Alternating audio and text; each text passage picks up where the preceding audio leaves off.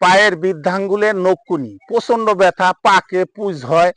2 নম্বরে মুখে ব্রণ। 3 নম্বরে হলো আপনার আসিল, এই যে শরীরে অবাঞ্ছিত এই যে গোটা গোটা হয়, এই আসিল। এই 3টি সমস্যায় সমাধান করবেন। এই যে দেখেন, এর নাম হলো দুধিয়া গাছ বা দুধরাজ গাছ। এই যে দুধের মতো কষ বের হয়।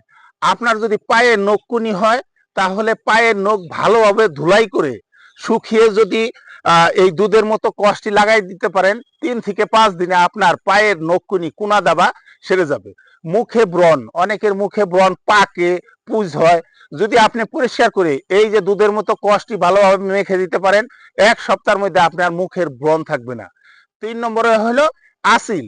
যাদের এই যে আসিল হয়, তারা যদি ওই আসিলের গুঁড়ায় এই যে সাদা দুধের মতো যে কষ, এই কষটি দিনে 2 বার, সকালে 1 বার, সন্ধ্যার সময় 1 বার, যদি 2 বার লাগিয়ে রাখতে পারে, কয়েকদিন পরে গুঁড়া থেকে সমান হয়ে আসিল খুলে পড়ে যাবে। এটি প্রাকৃতিক।